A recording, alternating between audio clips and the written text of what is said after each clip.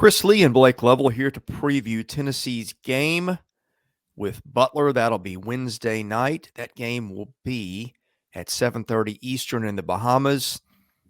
As we're doing this, again, it's Tuesday morning, no lines out yet. Here's what we've got. Ken Palm has got this as Tennessee being a 12-point favorite. Bart Torvik has the Vols as 9-point favorites. And for full disclosure, we're having a little trouble getting info on this on the Butler end as we are doing this Tuesday morning, but we're going to do the best we can. Blake, your thoughts as you size this one up? I mean, look, here's the deal. Anytime you have these early season tournaments, whether it's Tennessee, whether it's Butler, we don't know what these teams are yet. Like, it's really hard to figure out a lot of teams. And I think, obviously for Butler, they've got a new coach in Thad Matta, which Tennessee fans remember, probably from what year would have that been, Chris? The Tennessee-Ohio State game. Been a minute. That's been a while, right? I think it was Chris Lofton years. Yeah. But yeah, I mean, obviously a new start for Butler, and they're 3-1 so far. They beat New Orleans, St. Francis, and the Citadel, but they've done it handily. I mean, that's what you would expect, right? They lost to Penn State, good game, where, quite frankly, they just didn't shoot the ball well enough, and just kind of one of those games that you kind of have. But I think for the Tennessee standpoint, this is a team that certainly had a frustrating loss to Colorado a couple weeks ago and has only played 3 games. So it's like we still don't know what to make of Tennessee. I think our expectations were that they should have won that game based on the fact that Colorado had lost to Grambling. But now, this is your next big game for Tennessee. And I'm curious to see what does the offense look like. And I've said to people, I think, if you're looking at Tennessee, I just, 2 guys in particular did not shoot the ball very well at times. And that was, of course, Vescovy and Ziegler. And, made a few more shots. Did Vescovy. Ziegler came off the bench in the game against Florida Gulf Coast. So there's a lot of stuff I think we want to see from Tennessee here because this is a team, I think you look at it and, I just think Tennessee still, they're not what I thought they would be just yet, but they've only played 3 games. So. Yeah, Tennessee leading the country in 3-point attempts as a percentage of shots, which we would not have expected. Yeah. Yeah. And Butler was an awful offensive team the last couple of years, and things have turned around a little bit. I mean, Butler scored at least 89 points in 3 of its 4 games, albeit against awful teams. But the Ken Palm numbers offensively have gone up for the Bulldogs a little bit, so there's that. So, yeah, I think there's a lot of offensive uncertainty for both these teams going into this one. Yeah, I mean, look, for Butler, you basically got 5 guys who've done your scoring. And then as we kind of talk about kind of the discrepancy you can see early on in like statistics, you got 5 guys who do the scoring. And then you've got, the next guy averages about 4.8. And so you kind of know what you're going up against with Butler in terms of the rotations and just what we've seen so far. And, I think that's kind of your expectation here as you look at this team going into it. I think for Tennessee, it's, trying to, because we've said that about Tennessee. They may have some struggles offensively, but defensively, they should be fine, right? And I think ultimately they're going to be fine on the defensive end of the floor. But, I still think that's, going to be the strength of this Tennessee team. I'd say there's still going to be some stretches offensively where they're going to struggle a bit because I think it's just, even only 3 games in, I think you can just see that's probably going to happen. But I think Tyreek Key will help that a little bit. But I think, defensively for Tennessee, it's a team that can force turnovers. Kind of what to expect from the style that Rick Barnes wants his teams to play on the defensive end of the floor.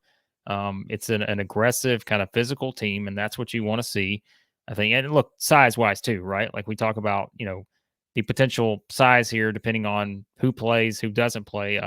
Plavsic's back in there. He's 7'1". I know he didn't play the last game.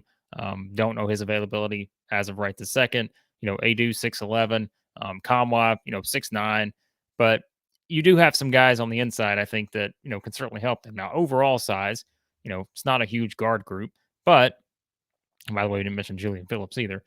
But, I think that's what you're looking at here. Tennessee defensively, you want to see them control a game like this. I think against a Butler team that, percentage-wise, has not been bad, but like we said, that's basically in the 3 games against teams they should have beat the way they beat them. But I do think Tennessee will be able to do some things defensively here to challenge this Butler offense. I think. Actually, I said Phillips have been good. He's not shot the ball very well. Well, that's 28% from the field. a lot of people He's a have it very on this team talented so player, far. though. Yeah. Now he's has hit his free throws.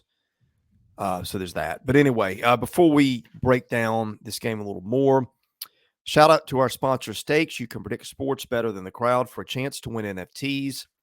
With Stakes, players can forever cement their sports predictions against friends, other fans, and influencers. Don't let your sports genius go overlooked.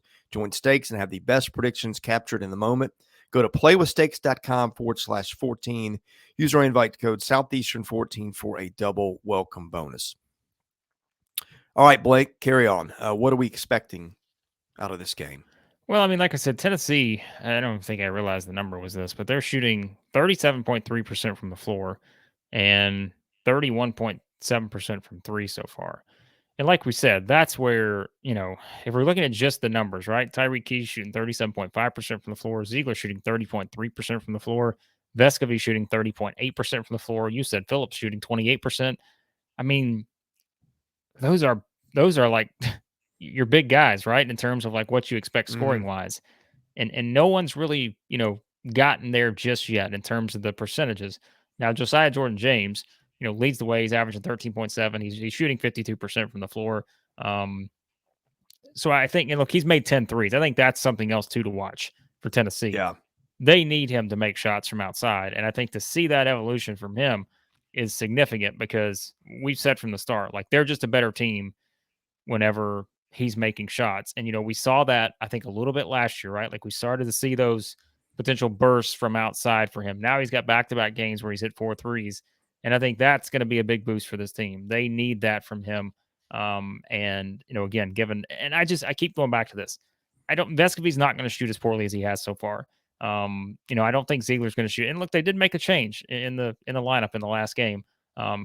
Inserting Key into there and bringing Ziegler off the bench. Let's not forget about Meshack either, because he came off the bench, had 10 in that. Yeah, he's played a bit. So Tennessee has options. I just think you want to see Chris, it's the same. Like you could just loop what we talked about for years.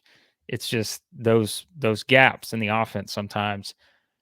Those are the things you need to prevent. I think in a game like this, where both teams are at right now, Tennessee's the better team based on just how it sets up. But let's be honest with ourselves too and say that, we thought that was the case against the Colorado matchup. And now you've got a Butler team and Thad Matta, very good coach, knows what he's doing. They will also be a team, I think, that will try to force some turnovers here, make it difficult on Tennessee's offense. But I think what you want to see from Tennessee in this game is more efficient stretches of offense and not kind of something that, you just want to see the guys shoot the ball better. Let's just call it what it is. They need to be more efficient on the offensive end. And I think just the numbers will wind up playing out that way to where, again, I don't think all those guys can shoot it as poorly as they have thus far. But if they do, then Butler's got a chance to win this game. But Tennessee, one of the heavy favorites here, I think, to win the battle for Atlantis. So, for most people, Tennessee going to be the pick here. If you're picking straight up, I'm probably going to pick Tennessee to win the game. But I just think that Colorado game kind of reset, I think, some of your initial expectations for this Tennessee team, just based on offensively some of those things that may still be there that, quite frankly, we wondered. They shot 23% from 2, 27% from 3 in that game. That's not that's your reference point coming into the next biggest game they played so far. And I think that can kind of be in the back of your mind a little bit when you're breaking down this game. Okay, Bart Torvik and Ken Palm have this as a 9 to 12 point Tennessee win. Does that sound about right to you? I mean, you would think so, right? I just think Tennessee probably defensively will be able to do some things here. Again, if you go back to Butler's game, which against a solid Penn State team here too. Let's not point that out. That's not a bad team at all. So they had their chances in that one. So I think you need to. And again, that's just a Thad Matta team. You know what to expect. They're going to be hard-nosed team. They've got some options offensively, but I think Tennessee's defense probably be the key in this one. All right. Thanks for watching us at Southeastern 14, presented by Stakes. We'll see you again soon.